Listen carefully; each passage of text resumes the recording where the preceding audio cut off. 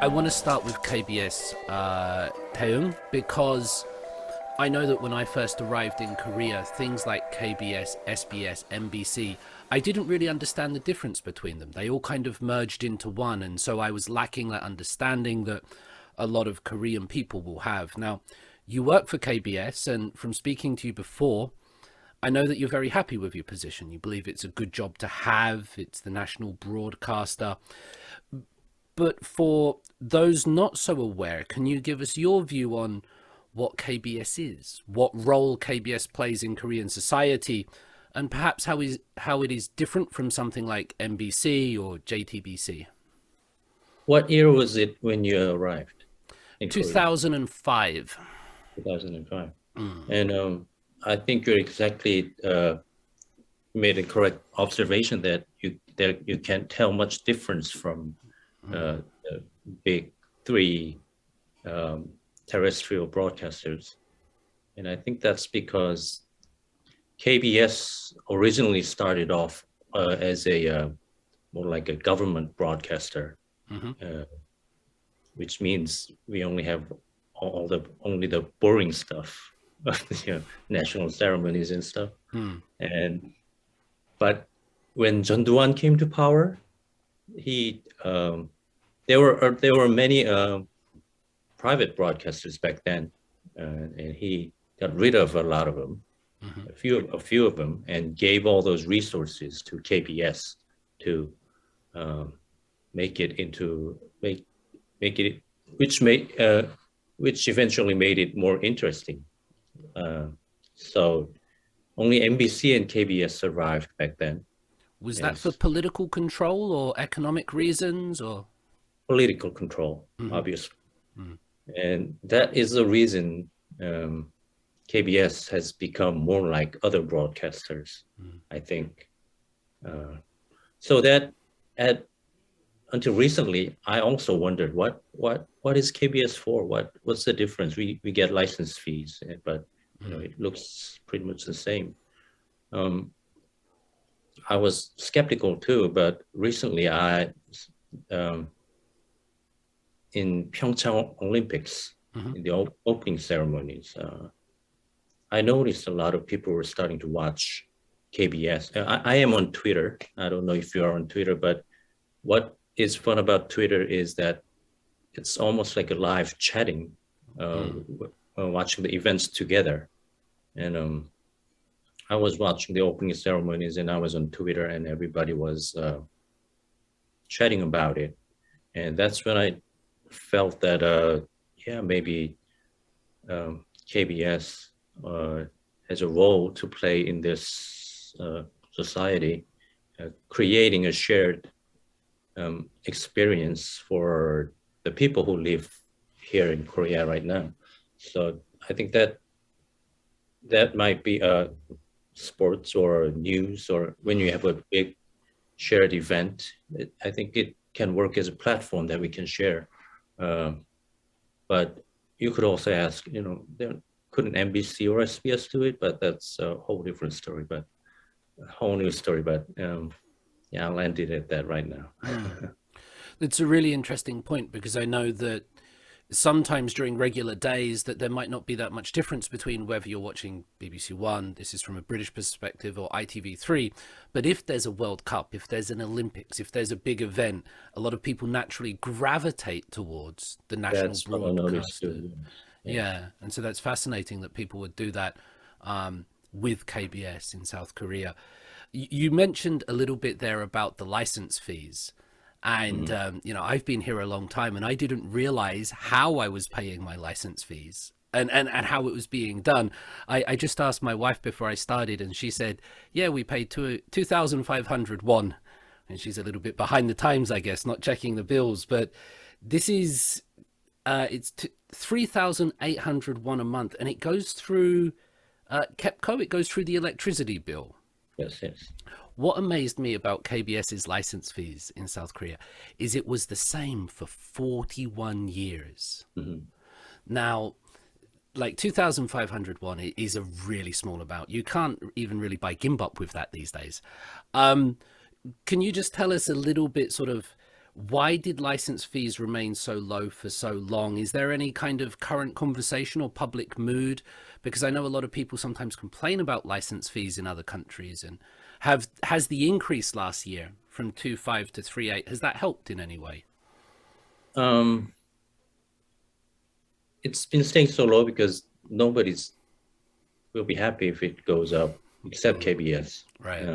And politicians also, even if they feel the need to raise it to make it more come to the more modern standard, they probably wouldn't be able to voice it because it's so unpopular. And with all the political climate, which is more bipolar right now, it makes it more harder to raise the license fees. So,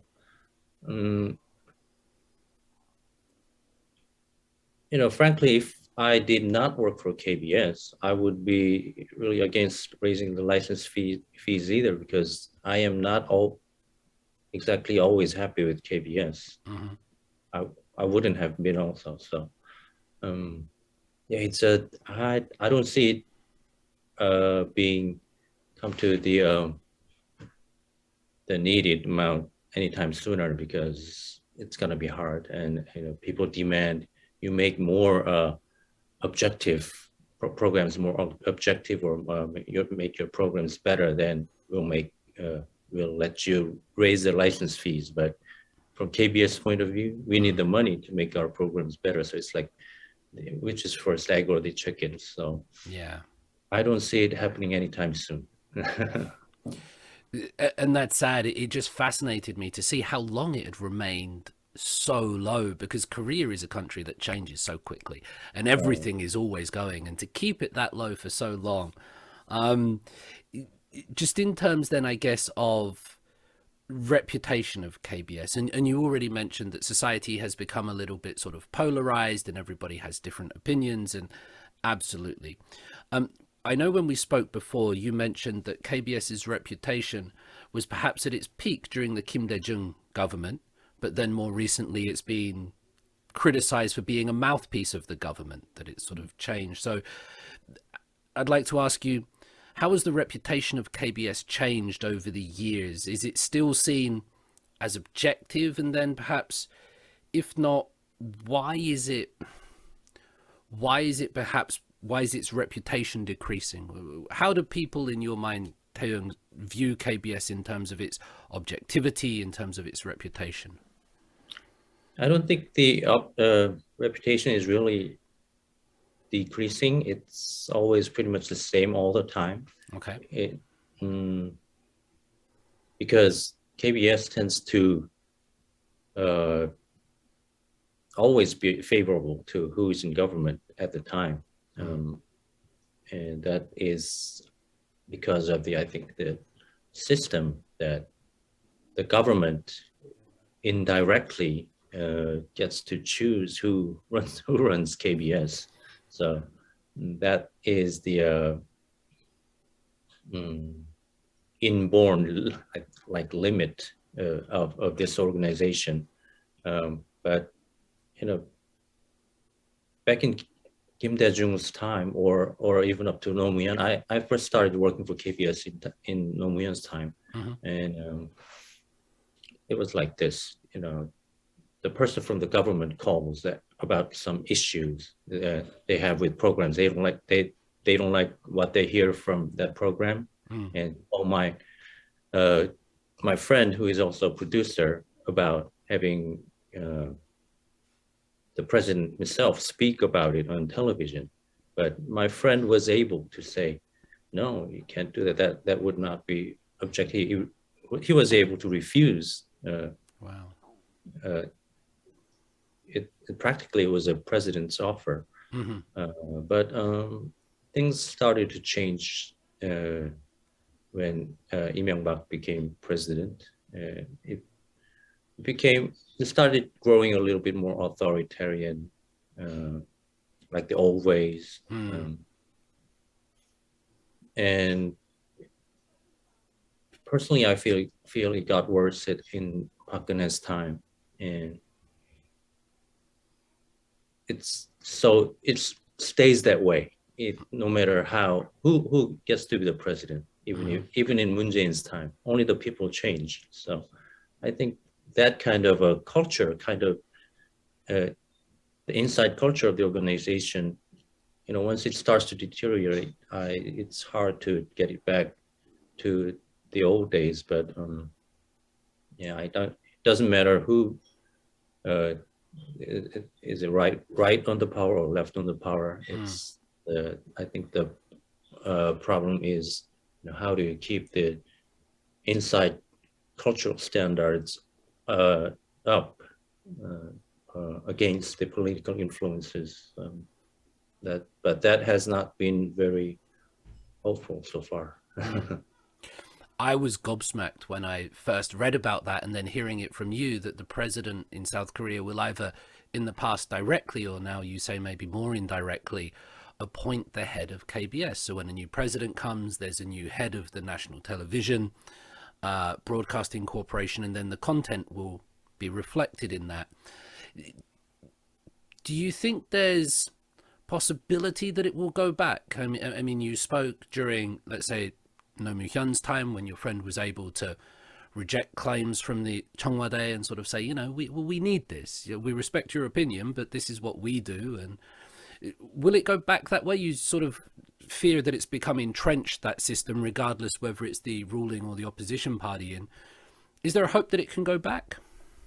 I'll have to see next March, because if the head of KBS has changed recently, about 2 or 3 months ago, and he is more pro, I guess, Lee Jae-myung. I might be in trouble for saying that, but everybody knows, but we just don't say. But if Yoon Suk-yeol becomes the president, I don't know how the KBS will go, because he's more leaning to Lee Jae-myung. So I think if Yoon Suk-yeol becomes the president, it will be a real test if this organization can stand. Because when Lee Myung-bak became president, the head of KBS had to be changed back then, because Lee Myung-bak didn't like him. So he had a lawsuit and just drove away the president of KBS back then, CEO of KBS, and had a new person come in. But I'm really curious to see what will happen. But I don't know. I'm hopeful about that, because times have changed. Even if Yoon Suk-yeol becomes president, I hope he won't be that crude in his approaches. Yeah, me too. And it's fascinating. I didn't mean to go down this kind of rabbit hole, but it's fascinating to see how political sometimes all these things are, and that perhaps gets a little bit lost when people are just looking at Korea from the outside, that all of these conversations going in. I'd like to see KBS get back to that.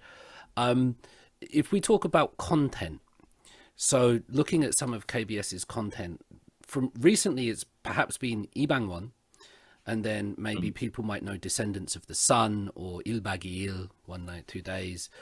In previous interviews, you've sort of mentioned that maybe everyone has a feeling we're lagging behind the times and concerned about the rise of Netflix. Now, Netflix is Squid Game, Itaewon Class, Silent Sea.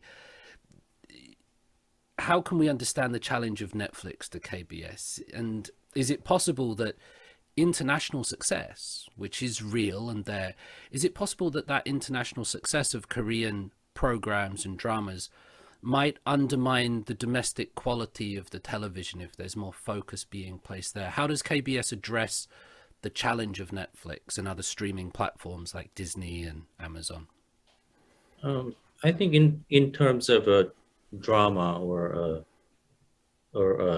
variety programs, the Netflix or other OTTs have much better programs already. And I heard that for the famous actors or actresses, when they choose their which drama to appear, KBS or NBC is like way down the list. Netflix or or TVN is like number 1 or 2 or 3, and KBS is already way down the list. So in terms of I guess I'll have to say entertainment, the power has already shifted. So I think KBS, what KBS needs to do is focus on what it can do better. For example, maybe we have a longer history, which means longer materials from archives, or the news network, or organizing big sports events and broadcasting. Like there's those kinds of stuff. I think in the long run, maybe sports and news and maybe documentary should be the focal point for KBS, I think. I wonder if it's going to be able to do that, because I want to get onto documentaries and sports, which is, your bread and butter. That's what you do, Taewoong. Speaking to another producer, they sort of said that they felt public broadcasting had lost the challenge, and that it was focusing too much on entertainment programs, celebrities, people eating ramen, let's watch that, and let's watch women play baseball. Not that there's anything wrong with ramen or baseball, but that those were perhaps easier. They were less divisive, they were less political, and they would generate more money. Do you think that, in this capitalist structure where profits do become so important, we spoke about the license fees, is it possible to focus on documentaries and sports and survive? That's really a good point, because sports broadcasting rights is already really expensive, and KBS is only contracted up to this year's World Cup, and maybe next Olympics, and after that, somebody else already bought their rights, but so that really is a big problem for sports and everything, which makes the license fees more important, and having the license fees go up more important. But that really is a problem. But I think, when there'll come a point when the maybe people like government think, what are we going to do with KBS? They can't survive like this. Are we going to let them just die? Don't we need them at all? And I think there'll come a point when they decide that but maybe news and sports and some stuff, they still have some function to do in KBS. They'll somehow find a way. I don't know. Yeah, if you think about what a government should provide its citizens, you think of sort of healthcare and education, and that can come through television. It can come through giving them, good quality documentaries and programs, and the sports. It feels kind of weird that we might be getting into a situation where you have to pay to watch your team in a World Cup or an Olympics or things like that. I hope we don't get there, but slowly it feels that that's the way it's going. And, with these fees for that, it's really expensive. I hope we don't get there. I hope because you said earlier that the sports become this unifying thing. When you watch it on Twitter, everyone comes together. So if we're worried about that polarization, that would only increase without things like KBS. I guess moving on to your documentaries, Taewoong, which is one of the reasons I'm happy to talk to you, because I've been watching them again. You started making documentaries 2010 when you found all this archival footage, as you said, sleeping in the vaults of KBS. Now, your documentaries have gone on to be incredibly successful, but first, can you tell us about the KBS vaults where you found all of this amazing footage of Korea in the past? Is it a secret underground bunker? Is it actual film, tape? Are they computers? And then also take us a little bit through that realization that there was all of this amazing footage there that you were going to do something with, please. Yes, back in 2010 when I started, most of it was on tape, on a we have a library, and like it's everywhere, because physical tape is almost as big as a book, so it takes up so much space. And right now all the tapes went to the National Library, or we have a storage in Suwon, because most of it has been digitized right now. So it is in file format, which makes for people like me much easier to make documentaries based on archives. But back then I had to rent out a whole lot of boxes of tapes and go through all the tapes to see what's in there and to choose what I'm going to use. And I think that is why, even though we have a rich amount of archives, the producers or filmmakers were not using the archives because it was too much work. I had to make about a 10-minute segment about every week back then, before I made long-term feature documentaries. And I was going through archives for that, but for the about 7 days of working, I had to go to the library for about 3 days to find it. So that is a long time for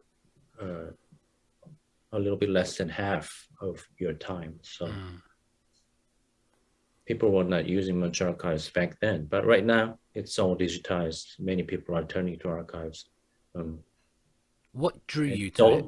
If it was so sort of not efficient, if it wasn't that efficient in terms of time, is it just your personality to do? What was it about it that made you different to go to those archives? I came to find out that I am very tenacious person.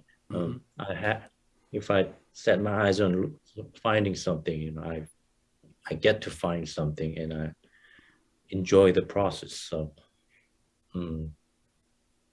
I was back then when I was making short features, that it first started off as in my assignment that I do short features for the good games or good matches from the past, looking back. So I didn't voluntarily start looking at the archives, but once I started looking at the archives, I found that I liked searching the archives and seeing what's on there. So that's when I started thinking of making longer documentaries out of it.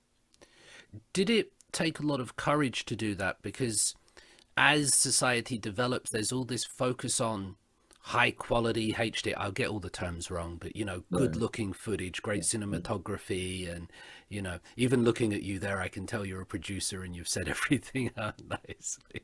But when you look at this footage, it's kind of grainy, it looks old, it might not be lit in the best ways. So that must have taken a lot of courage, I think, to make that the basis of your work, considering that there might have been limitations, or what was actually that the advantage of it, that it was different?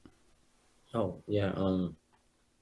I think that depends on how much percentage the old footage takes in your documentaries. Because if it's only a little percentage of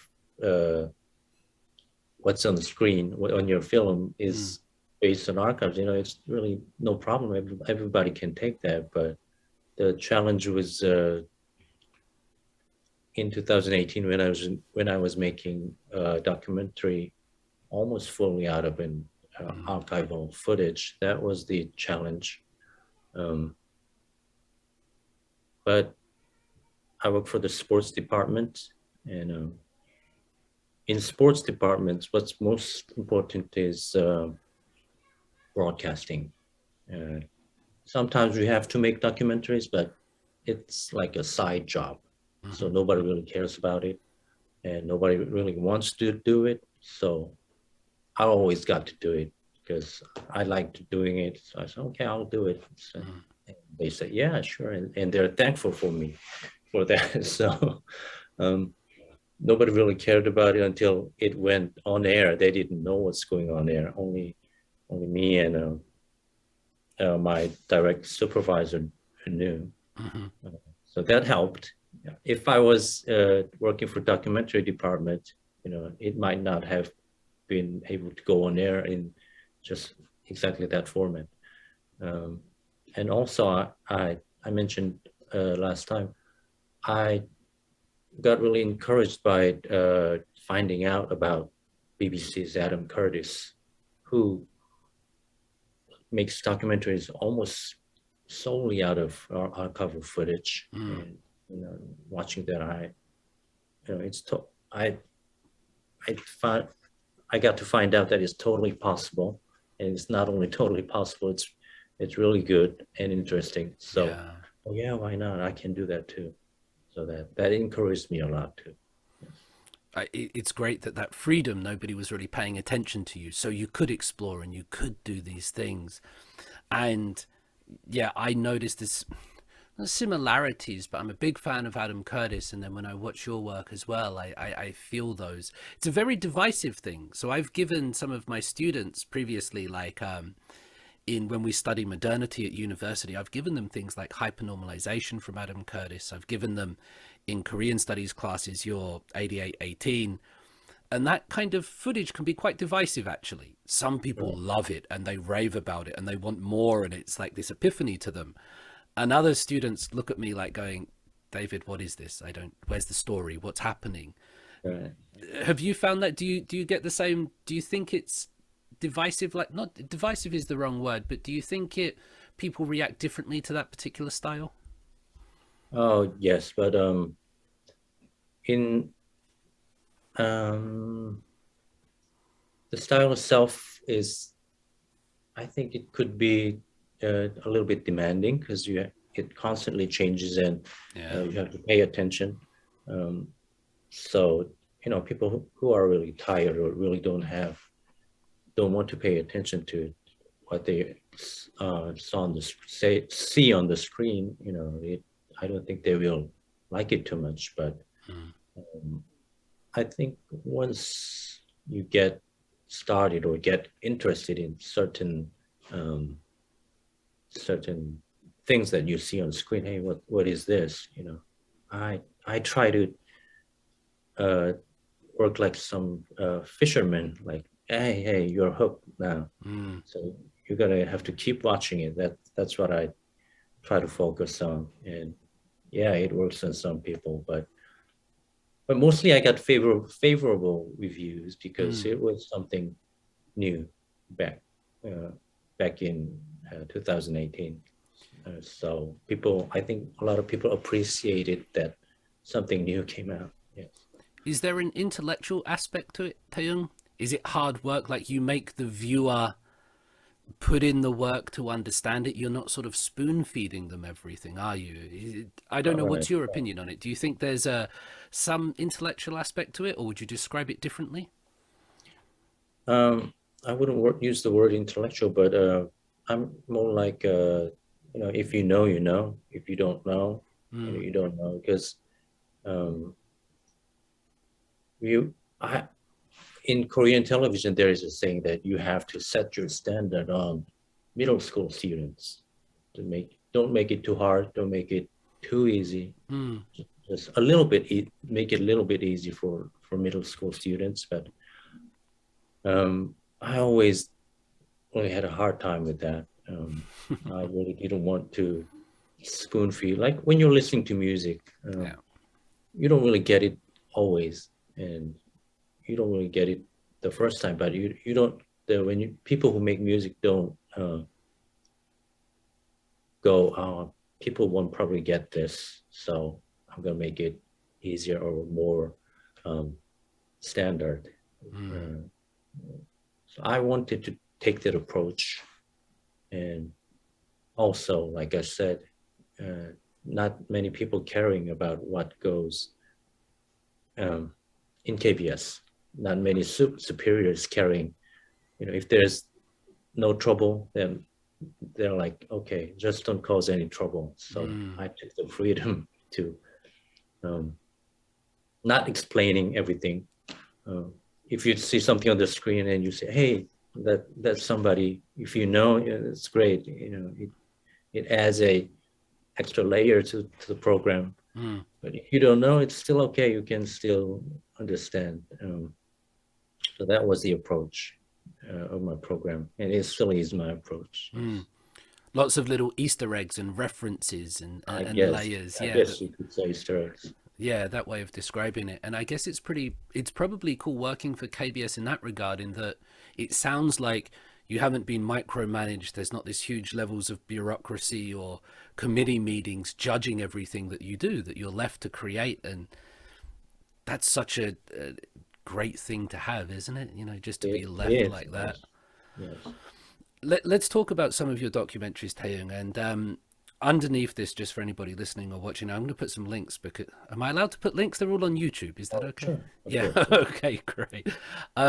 Your first one, 천하장세 만만세. This deals with Serum, this kind of Korean wrestling. Yeah.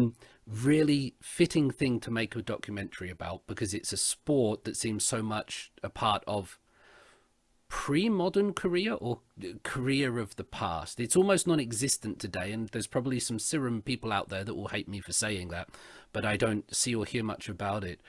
For those, you know, people getting interested in Korea might not have any idea about it. They might recognize Kang Ho-dong from An and Hyung Nim, and watching this, he was like sort of 19, this kind of baby-faced, very diligent, tenacious, national superstar at the time. This was your first documentary, so one of the major ones that you made. Was there a reason for choosing that sport? What can you tell us about your sort of first exploration into feature-length documentary making with this? Yeah, at the time I was watching a lot of ESPN sports documentaries, ESPN 3430 series. I was really into that. And yeah, I want to make something like that. That's how I've been thinking always. And the director of the sports departments one day comes in and says, hey, somebody needs to make a documentary about Serum, because I've got just funded from the Serum Association, you know. So I didn't choose the subject. It just the fund came in. So hey, who wants to make it? But nobody really wants to make it, because, like I said, the sports department's producers think back then, hey, we're here for broadcasting. You know, nobody wants to make a documentary, because they're both dealing with sports, but those two are totally different programs on how you make it. And so I raised my hand, hey, I want to try. So the director said, okay, you try. So that's how it started. Serum.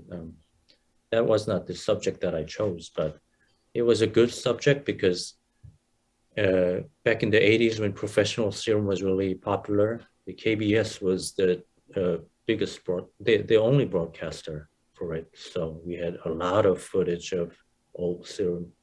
So yeah, it was a perfect subject to utilize what KBS has in storage. So that's how it started. And yeah, it was fun making it. And I was trying to make it in the style of ESPN 3430 documentary. So. What kind of style would that be, like this 30 for 30? When you say that was the style that you were trying to do, what is that style, Taewoong? Oh yeah, what I liked about those documentaries was it was talking about sports. The main theme is sports, but watching it, I got to learn about uh, American society, or if what I like, one of the documentaries that I liked most was about uh, Serbian basketball players in the 90s, but they had a war back then, so I could learn a lot about uh, that war in Serbia and Croatia, and like those kind of stuff. It's all on the surface. It's about sports, but watching it, you get to learn much more about the society and people. So, that's what I loved about the sports documentaries of 3430, and that's what I wanted to do with a Serum documentary too. But looking back, it was I didn't have the ability to go deeper, but I tried to give should I say sniff here and there a little bit. Yes.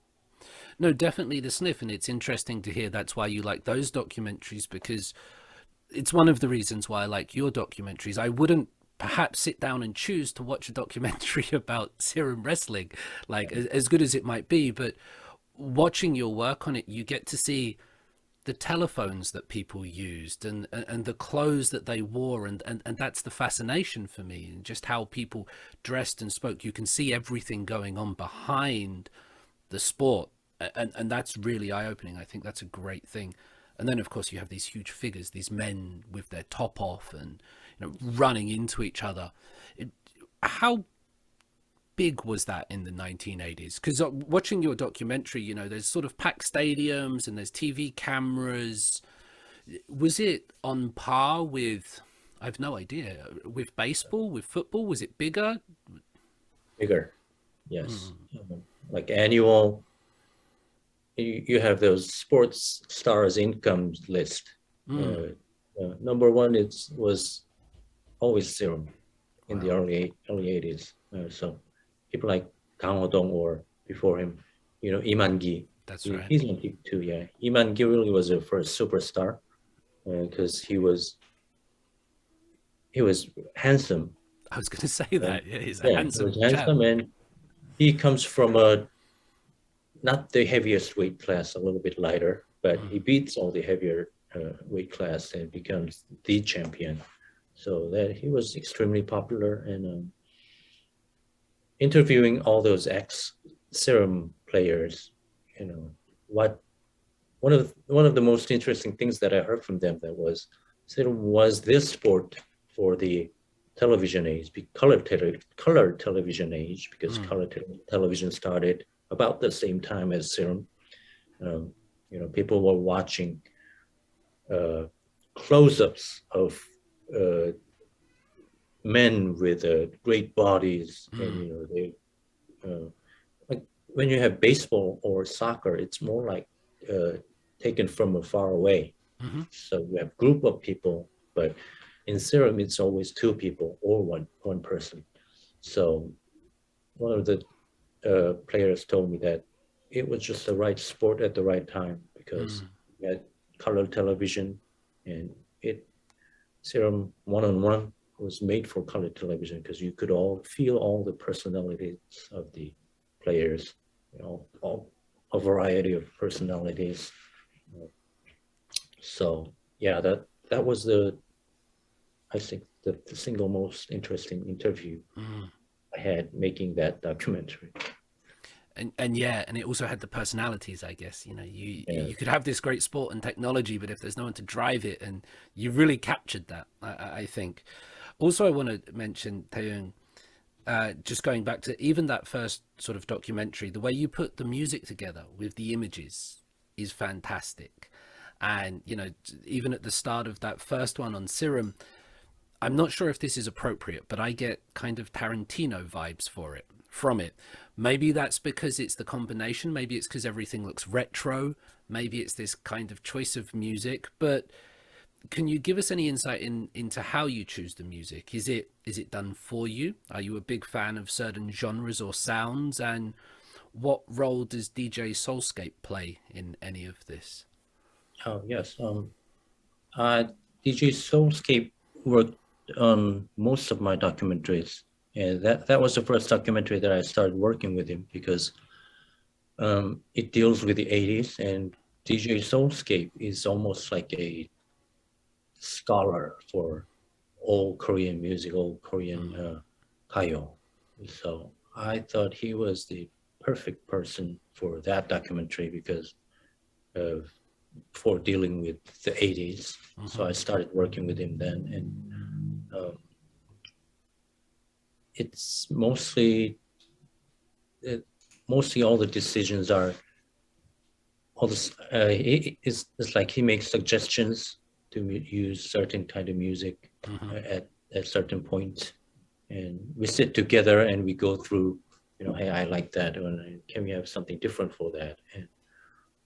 And so that's how we choose music. And is it all authentic music of the time rather than being sort of retro tracks that are made today? Is it all? Mostly, it was all authentic, used in that Serum documentary. It was all from that time. But recently, I wanted him to make something more. I wanted him to compose recently, so recent documentaries are mostly composed. But back then, it was all selection, like as a DJ does. And I want to tell you about how I work because I get a whole bunch of music from DJ Soulscape first on a file. So it's like a reference tracks. So music is very important when I edit my documentary because I think I focus really on the rhythm of the program, rhythm of the of what you see, because not only like certain exciting segments, but the whole program. On the whole program, I think rhythm is really important to make people keep watching. You have to go fast sometimes. When you go fast for about like 5-6 minutes, then you save that energy for the next about 15 minutes. And 15 minutes go, we have to go fast again because people will be bored. So that I think the rhythm is really important. And when you talk about Tarantino, I think that might be why, because I focus much more on rhythm. I'm a bit worried now about watching your documentaries going forward because now I'm going to know Taewoong's doing a fast bit now. It must have been about now I know the secrets. I hope it doesn't affect it. But yeah, the music is great. Music is a really important part of my life. I'm always listening to music, whatever I'm doing or working, and so yeah, the music I think adds so much to your documentaries. Yes. Can you just very quickly, DJ Soulscape is a person? Is it a collective? It's an individual or? He's an individual. He is a pretty famous DJ. Yeah. Okay. He works with his real name, Park Min-jun. I put him on credit as DJ Soulscape back then, but he wants to be credited Park Min-jun nowadays. So, but I almost like more than 90% of my work is done with him. And that provides the nice continuity, I think, that style, everything that runs through. Yeah, that's really cool. In the start of that documentary, looking at the early and mid 80s, and you've spent a lot of time on that particular period, I think, with the Olympics, modern Korea. It's described as Nunmule Shide, an age of tears. And you have all this kind of footage of people like crying on television and releasing these emotions without reservation, without fear, just this unleashing of these kind of primal feelings sometimes. And it's kind of strange to see something like that because these days everything is so curated, so scripted. It tells you it's emotional, but often it's devoid of actual emotion. The signs are there, but the content is sometimes missing. So, what did you make of this idea of that time being an age of tears? Does it make for better television, or are you looking for those things sometimes? I was searching through the footage of that time, and I was surprised too because it has so strong emotions. For like when they're crying, they're really crying Mm, hard. So it's hard to see nowadays that kind of crying. That was uh, a little bit shocking for me. I remember, and my theory is that a lot of areas in back then was in the society was restricted, and it was a military dictatorship.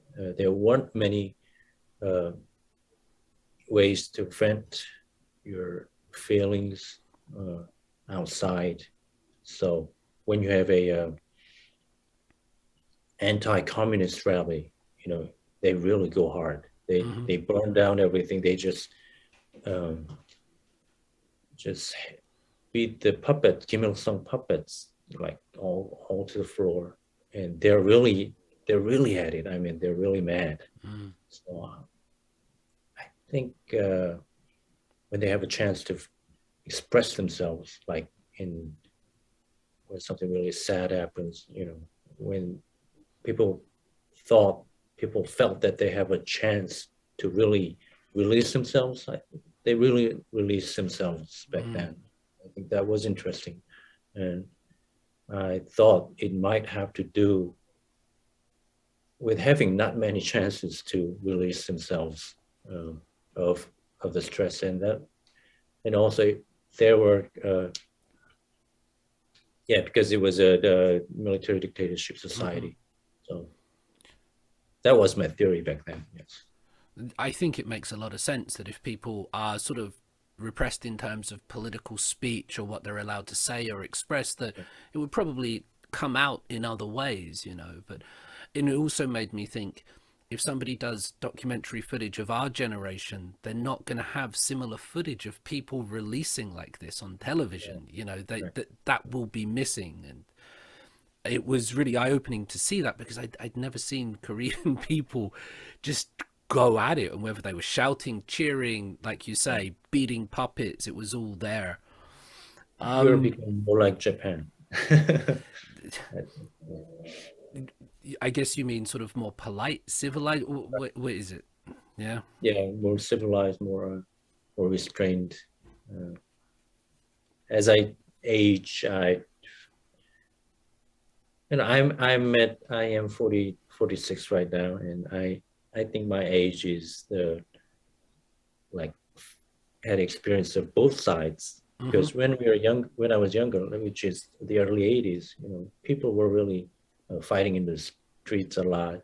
My mom fought with the taxi drivers pretty often and all that stuff, but that never really happens now. So um, I I really feel that's mm. that has changed, and I think that is reflected on that documentary. Do you have to have been born in the 80s to do what you do? Because I'm jumping ahead now, but you just sort of mentioned, but I don't mean to get into some psychotherapy here, but is it like also a personal discovery going back and looking at this? Is there an element of personal nostalgia? And do you have to have an understanding of that time? And the reason I ask is, and I'm jumping ahead, your latest one is dealing with 67, or going Mm. back even further when you weren't. So how does that personal connection to the time period play a role too? Yeah, I think about that a lot, but I haven't reached a conclusion. But Mm, the early and like mid and late 80s is always the most interesting to me, hmm because I was about 12 years old in 1987, which is a time I think uh, is a transformative time for age for a person to go through. And also this Korean society was changing a lot and very fast back then. So I really don't have the answer, but I am always interested in that period. And one thing is that, like about 2 years ago, I was working with a younger producer. She was born in 1990, early 90s, and we were talking about what subject we could make on this modern Korea documentary. Mm. And she suggested 2002 World Cup, but I was surprised because 2002 is like, feels like contemporary time for me. Yeah, yeah. But thinking about it, it's 20 years ago already. So It's when she was 12. yes, so that's when I realized that everybody has different time frames coming on which of what age they are. So that at that time I said, no, that's too recent. But you know, and a little bit later I think about it. Oh, 20 years. Yeah, that's a pretty long time. So I also get scared when I see memes like that on the all internet. right. You know how long ago Pearl Jam or Soundgarden was and things. You know, you just mentioned the 2002 World Cup, and you seem to be really big into football from having spoken to you before. I don't know many people that might play Football Manager or Championship Manager. Football's really big in Korea at the moment, you know, with Son Heung-min and Hwang Hee-tan and Turkey, Kim Min-jae, I think. You made a documentary, The Birth of the Taeguk Warriors, the national team's preparation for the Olympics, wasn't it? Yeah. For the World Cup, 1986 World Cup. The 1986 World Cup, that's right. But then you also went on to spend time with Gi Sung-young and Hong Yong-bo, spent half a year. What was it like being so close to those huge football icons in South Korea and making a documentary about them, bringing them to life? I spent the most time with I think Hong Myung-bo, because I followed him around for about half year for the qualification on their road to the London Olympics. So that was the first time I had firsthand experience being a part of the sports team, because I really had to be a part of the team. I wore the same clothes with them. Wow. I carried all the balls and the cones to the training ground so I could be a part of the team, which makes me more comfortable for them to shoot.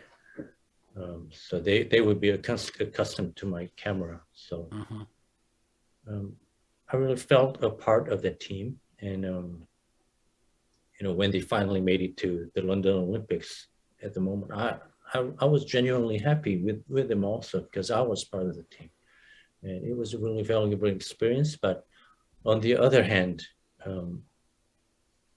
in the elite sports organizations or teams or elite sports players in Korea are raised totally differently from normal students. You know, they really don't have to go to school.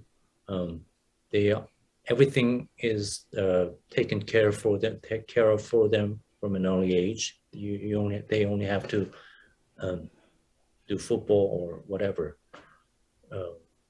So there were some times that I was really surprised that, for instance, they couldn't go to the airport counter and have to check in, because somebody else had always did it for them. So they were like living in a totally different society. So yeah, that experience was at the same time wonderful and a little bit surprising for them. So they were asking me to talk to the airport counter to do it for them. So Wow. yeah.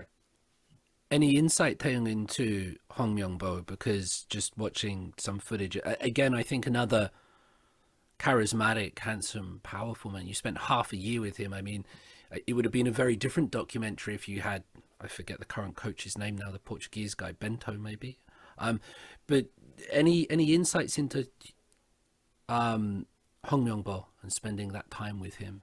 Yes, he was really popular among the players, and the players almost worshipped him. And I was wondering why, because he seemed like a normal guy, just an ordinary person.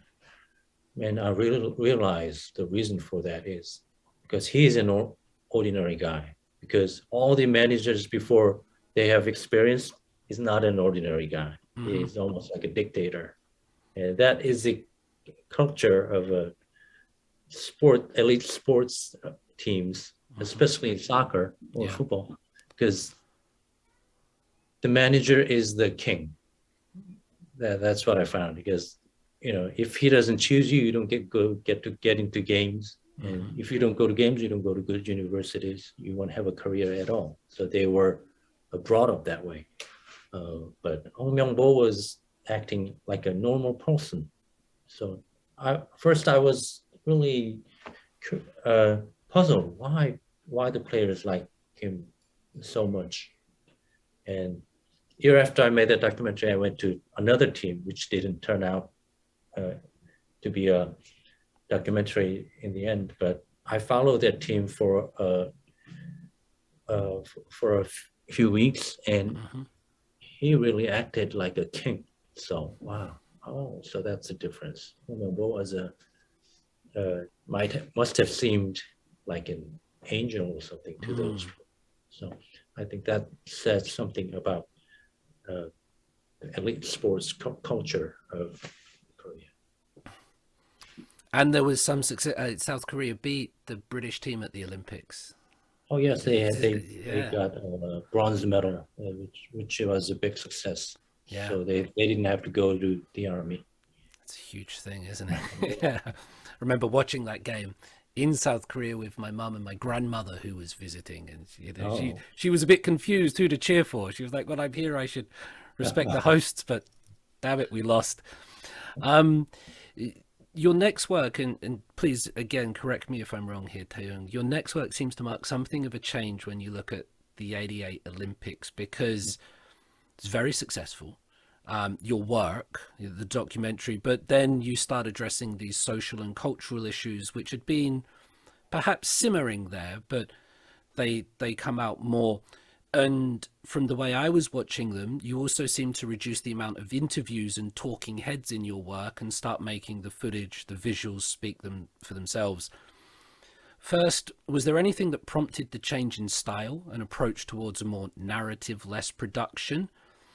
Was it just a natural evolution because it was the topics were changing, or was there something else? I mean, do you see a change there, or is it more like a continued evolution for you?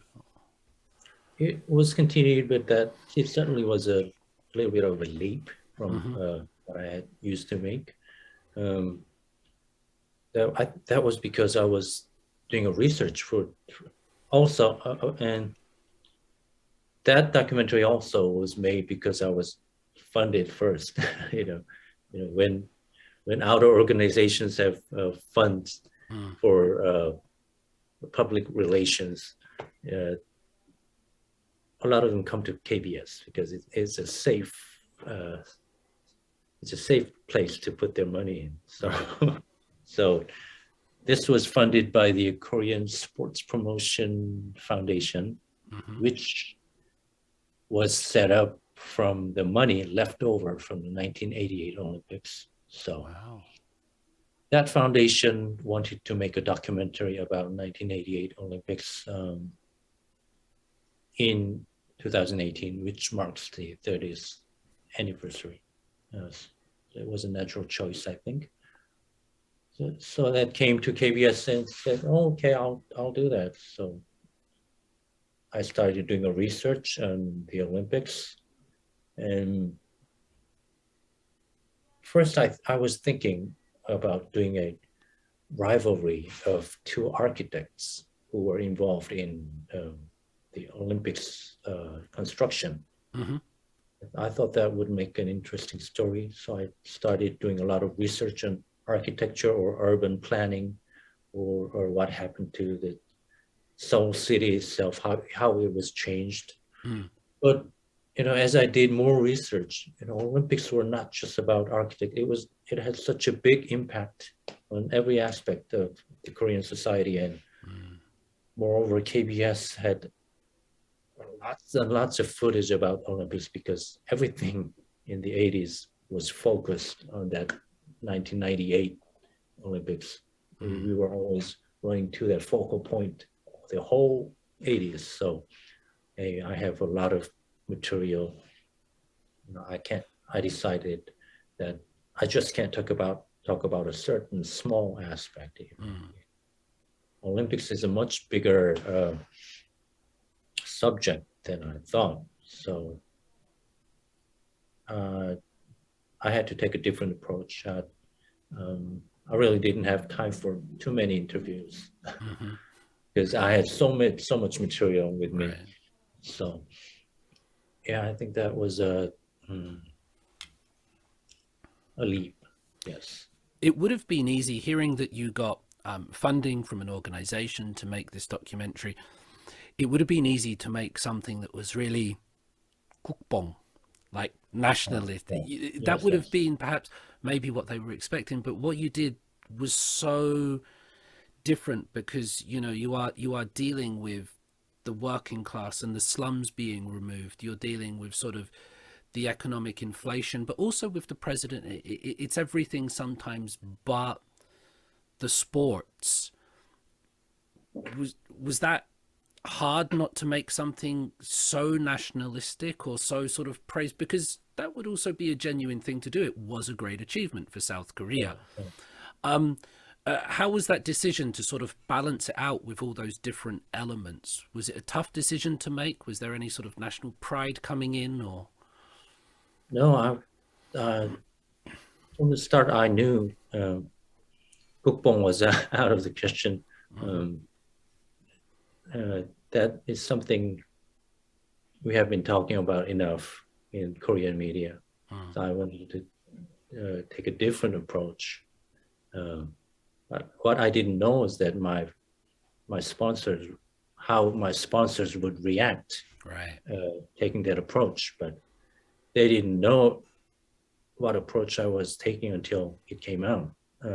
They wanted to know, but what's good about KBS is it's a big organization. People, and it's an old organization. They have a certain amount of trust that it won't do anything too different. So I was able to get away with that. They were surprised with what they had in the end, but that documentary got a lot of positive reviews and praises from all the media. So in the end, they decided not to say anything about it. So that's how it worked out. And in my mind, I was sure that I was not going the kukbong way, because I'm not saying that's bad, but that has been done too much already. Yes. Sure. Yeah, no, there is a time and a place for it. And again, I guess it's that freedom that you have where people leave you alone to make your work.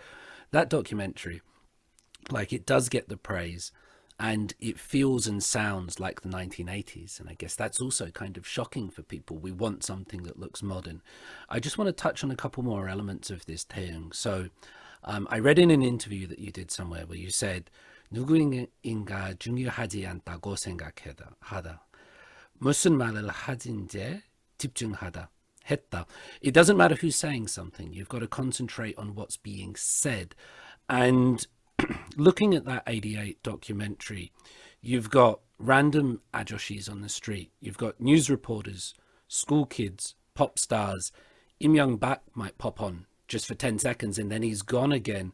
And then you're addressing leftist issues and the working class, and you show the rulers of the country, Chunduan, and in a positive light and a negative light. It's it's genuinely interesting. Now, was this a conscious decision, and why did you approach it from that way? Why did you get that full spectrum of society, and did you work hard to get it? And what do you think that adds to the viewer by doing that? What benefit does it have by doing that? Yeah, it was a conscious decision to have both the light and darkness side of the event. I think I tried really hard to maintain a balance, to show both ways. It was not just all glory and gold, and it was not just all like having poor people taken off the streets and making them go somewhere else and provide an alibi for the dictatorship. It was criticized. Sports was criticized a lot for providing an alibi for the dictatorship back in the 80s. So, as I did my research, I thought that both of those views had both of those views were valid, and I wanted to reflect what I felt about the '88 Olympics. It had positive sides, a very big positive side, and also negative sides of both. I wanted to show both of them.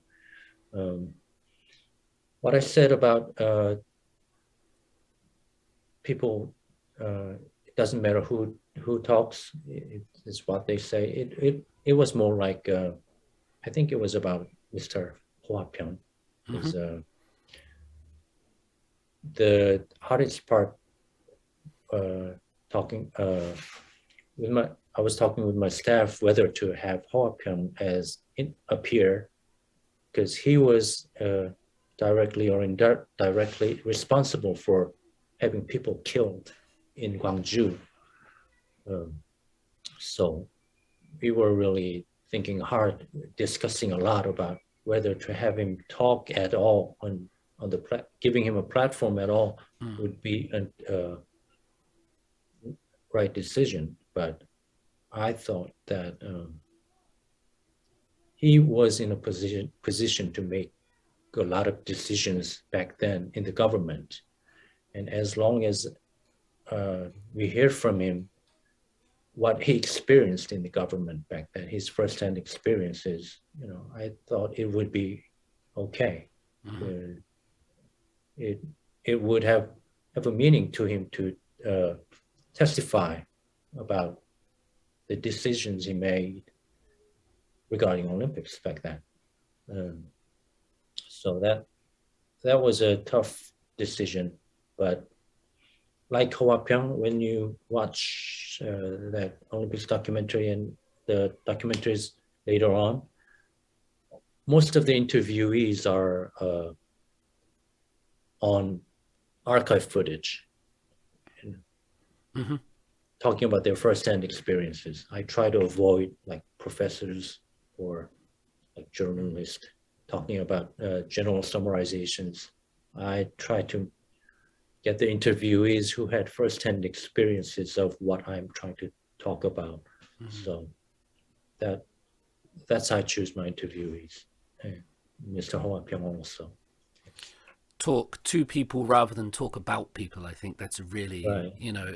a good thing to have. And yeah, with that, I was kind of surprised to see Hwapyeong in there, but I think representation doesn't mean promotion. If you have those people, it's not that you're, and it's really hard. We started off this conversation talking about the polarization sometimes in society where certain views are not accepted or even heard by various sides, but your work genuinely does the opposite of that. Your work does show both sides, and I think that's something that really should be, acknowledged, and more should be made of it, I think, Taewoong, because I like looking at it to learn both sides.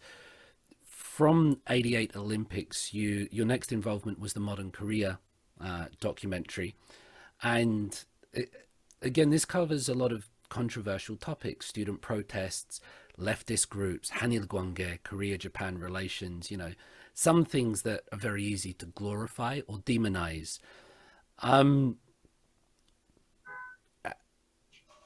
How did you approach this one? This was a continuation, was it, of 88 Olympics when you're going into this? Yes. Yeah, it started off from that 8818 documentary because it was successful. The people in KBS wanted me to make more of them. So we made it into a series. We wanted to make it into a series, and which became the Modern Korea series. So we made a team of producers to make that documentary. That's how it started, and everything started from that 8818 documentary. So it has a very similar approach to 8818. Yeah, so you're right.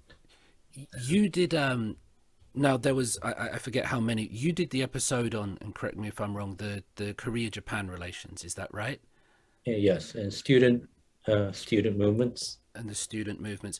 Was it so it was based on your 88 Olympics? Was it hard to tell the directors, the producers of the other episodes, your kind of style, or did you have any control over that, if you understand what I'm saying, to try to keep it cohesive, but you weren't in control of every episode then?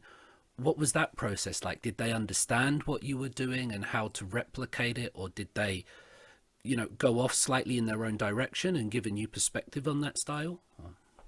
Yeah, what I wanted other directors to do was, I didn't really touch on them. I just gave them a lot of freedom. Hong Yong-bo like. Yeah, but only that. Don't do professor interviews. Don't do journalist interviews. Just focus on the first-hand experiences. That's about it. That's about it. And other producers they tell me that they had a lot of hard time because they were not used to working this way, because other programs had their own formulas of how to make programs. They have their own grammar, but this one did not have a set grammar or the ways to make it. You have, the only way is to just sit down and watching all the footage until you get some idea of how you're going to connect those footage. And if you need support from the interviewees, choose the interviewees, then they were having a hard time adjusting to this way. But that's pretty much all I said. Just don't do professor interviews. It's a good way of working. When you in your one, just to touch on this then, I guess, with the Korea-Japan relations, the one that you did with the 1980s from Baden-Baden onwards, and I sometimes get the feeling online in contemporary Korean society that some people might suggest that Korea-Japan relations, they're sort of being exacerbated today, but they were much better in the past. And I learned a lot looking at your documentary there, because I could hear school kids and people on television in the 80s talking about what it meant to them to beat Japan. And, some were doing it humorously, some were doing it very seriously, but it gave me a great insight into that topic in the 1980s and how it was seen by real people at the time. What do you think we could learn from that, Taewoong? Or did you learn anything about people's views of Korea-Japan relations from the 80s when you were making that? When I was doing a research for that documentary, Korea has always been hostile to Japan. In people's minds, we were always hostile, but the leaders of the country had to make a different decision, starting with Park Chung-hee in 1965, when we made the relations back to normal again. Because of the Cold War, because from a United States point of view, South Korea and Japan had to be hand in hand. They had to have a good relationship, and South Korea, was in a position to having to listen to United States to what to do. So in the people's minds, we might not like it, but we have to do it for a bigger good or to oppose the communists. So that has been restrained for a few decades, that kind of feeling. And back when the 90s come after the Olympics, Korean people are feeling more confident. Hey, we don't have to listen to United States anymore. And with the Cold War ending also, there's no need to be friendly with Japan anymore. The communists are already gone. So, that's, when I was looking at the footage from the mid-90s, people were having rallies against Japan, or people were saying some really harsh stuff about Japan, which would cause a problem if it was broadcasted today. It felt like we were. It's like sort of like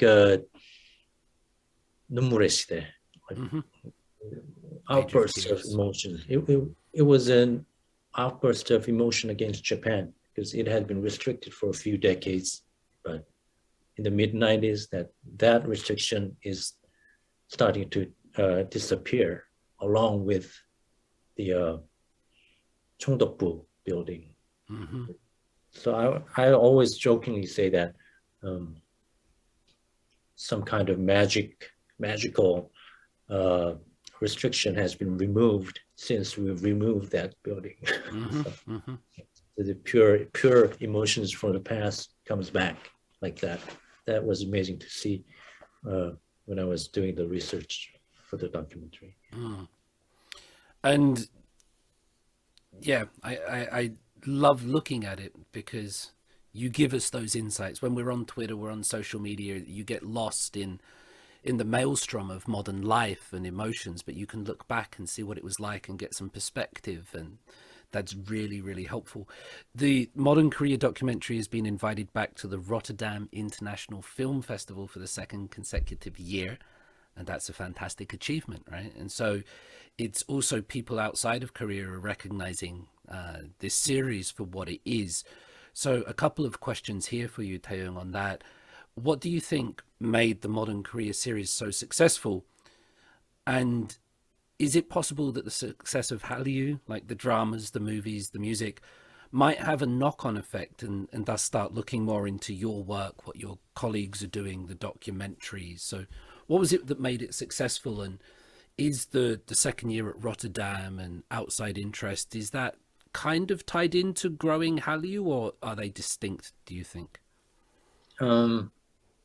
Regarding the first question, I think it was successful because it was something fresh. It was something different from what people were used to expecting from documentaries.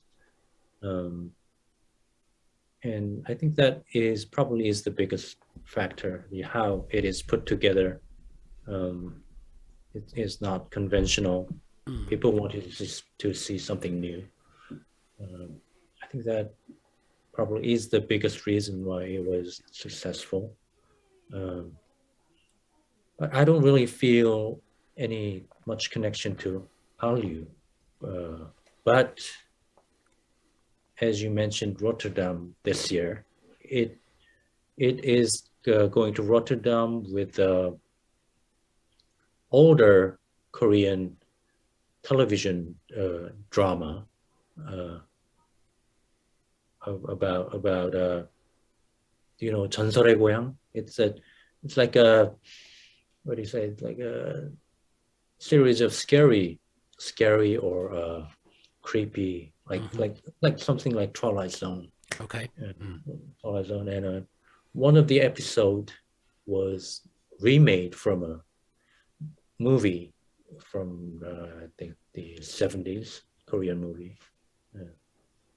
And one of the organizers at the Rotterdam knew about that Korean movie. And when she heard that this drama was remade from that movie, she had an interest.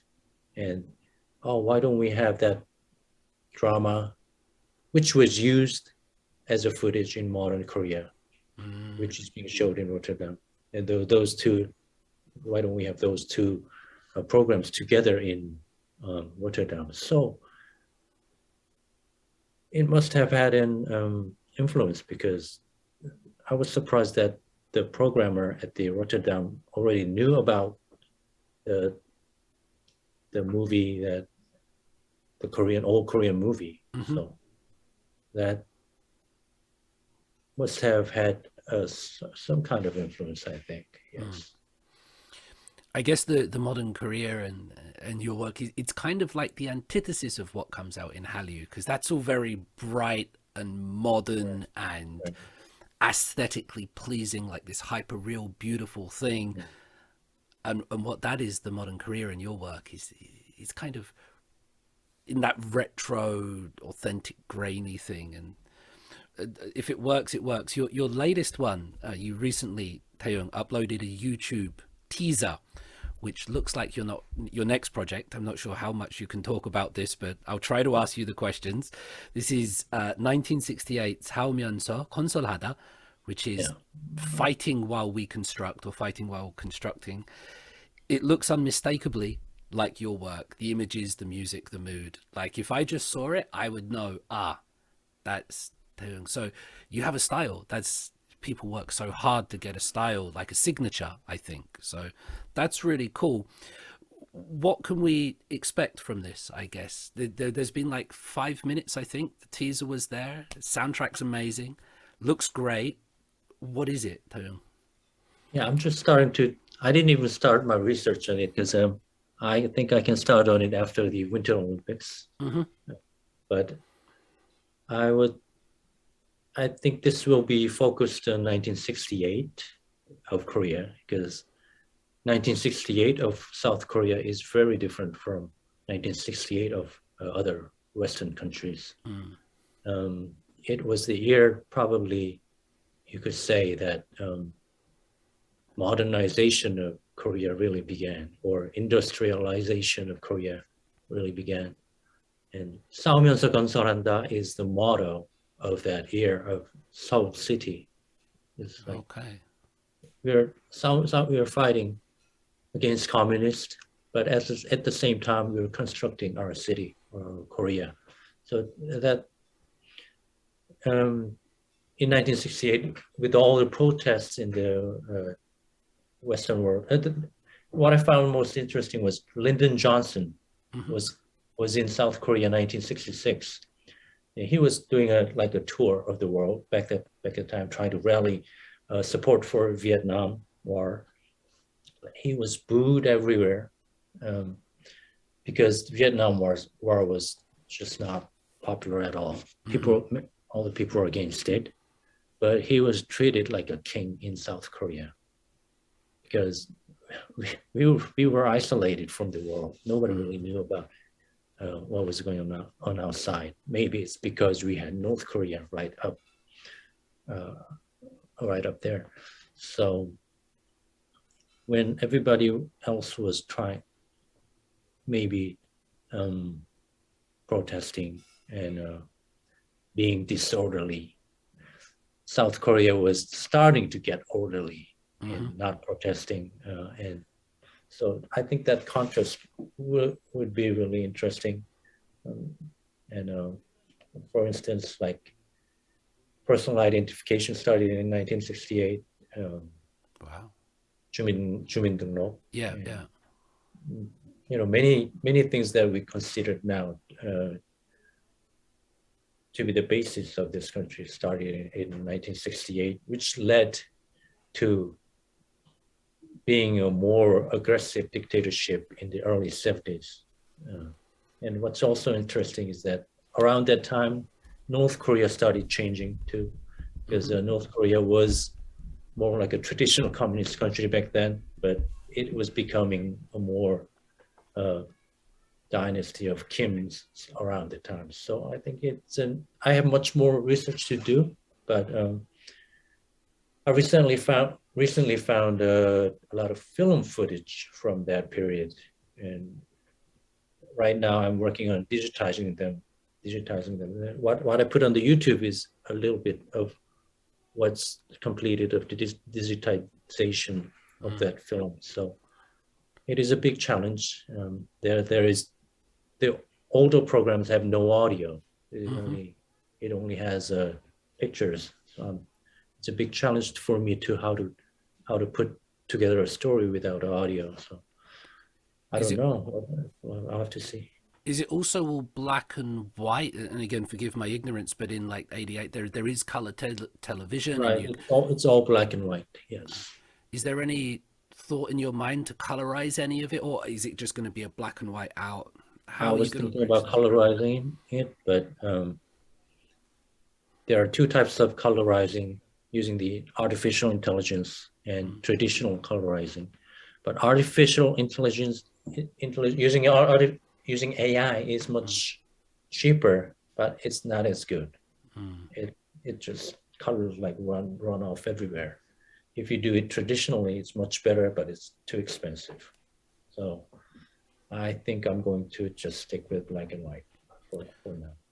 It might be interesting if like half of the screen was AI colored and the other half was still the black and white. So you weren't trying to hide the technique. You know, you could say, well, look, this is what it really looks like. But if you need some color, people, here it is.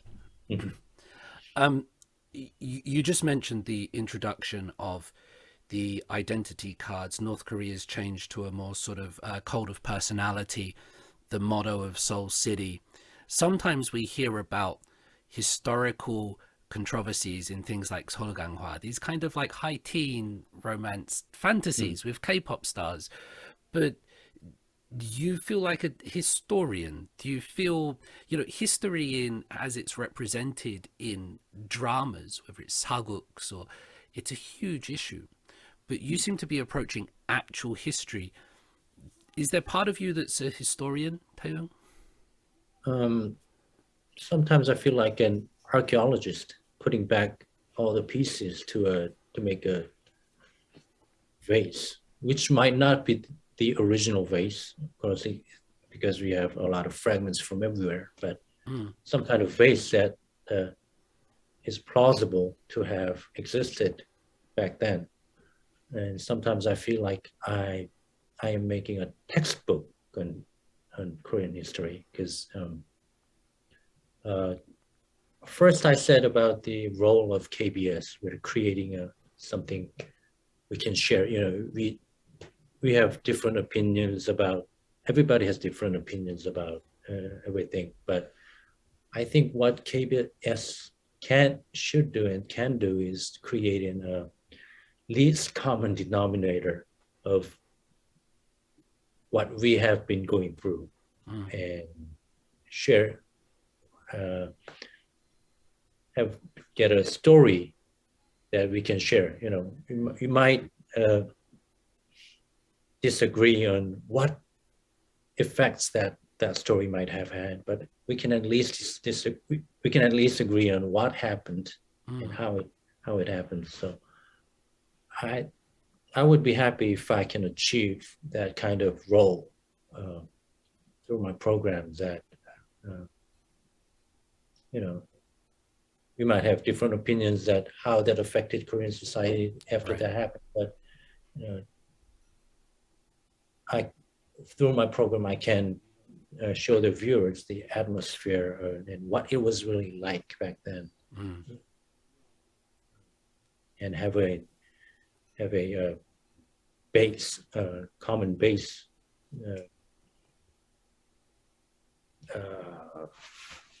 of what happened, something we can share. I say this honestly, like your work is a textbook in my Korean studies courses. I'm glad to hear that. Because it works for international students and domestic students alike, because there's not a huge narrative, either left wing or right wing, because they're young students. They want to watch stuff. They want to be on YouTube, and so it fits that medium as well. So it is an archaeologist's textbook, and it really does work. So please don't stop. Keep going. You have a whole syllabus, and I thank you for it. You've spent a lot of time looking from modern Korea into the past, Taewoong. What have you learned during all of this? Have you gained any particular perspectives or understood any lessons from your time bringing Korea's past to the modern world? Can you tell us anything about Korea in light of where it has come from? What I came out with is that Korea is a really interesting country.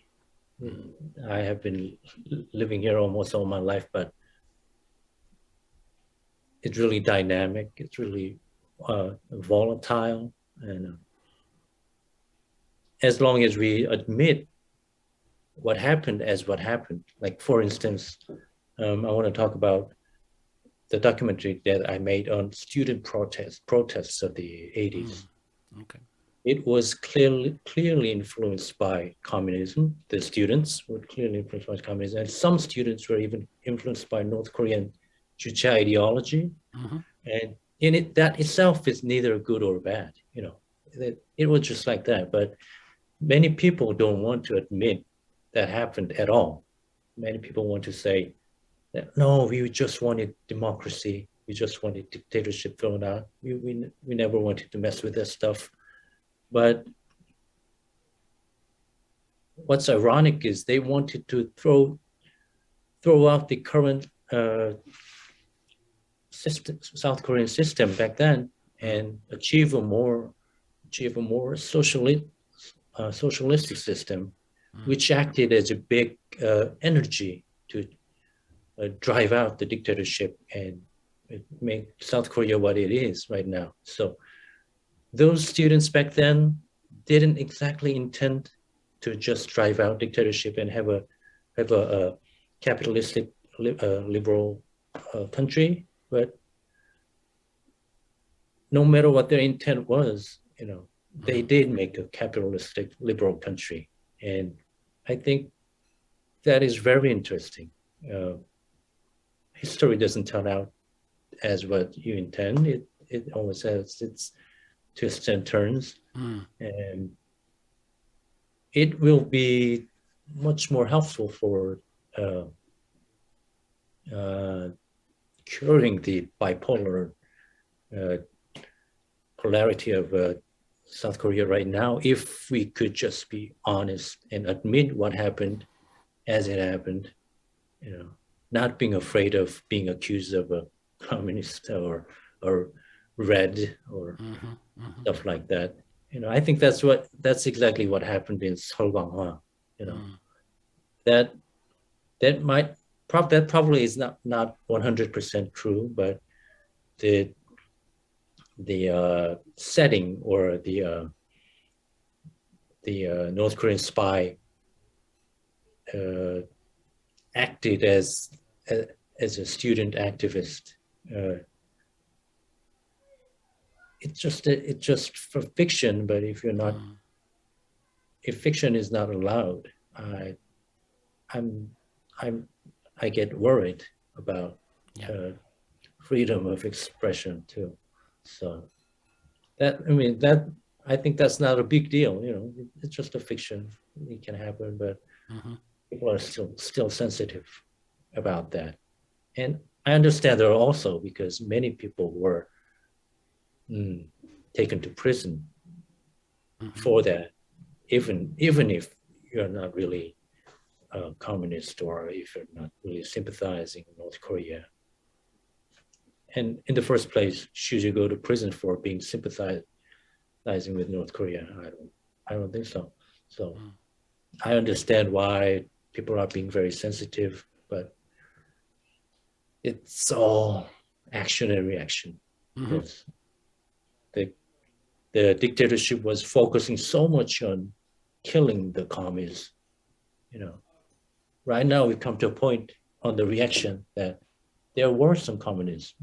When you say there were some communists, that becomes a controversy. So, the extremes move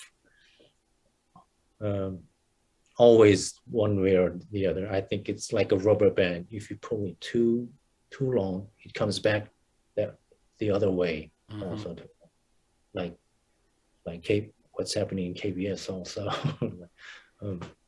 So I think it's important not to pull it too long either way. Or I agree with you, Taewoong, or I guess as well, not to pull it too much about what is essentially a drama like Solganghwa, Right. which is, it's a Cinderella story. I understand the setting, and some people might have genuine memories, but it would be more interesting to talk about your work and the archival footage and what is actually there, rather than fictional representations in dramas. Let the dramas be dramas, and let's talk about the history, because this stuff is not an actor. There's not a member of Blackpink in this. This is what happened. They're Korean people. Let's talk about this one. That would be a good thing to do. Yeah. I have faith. I think it will get there. I'm pretty optimistic. I have to be cynical sometimes. It's my job as in academia, but I'm pretty optimistic. Deconstructed.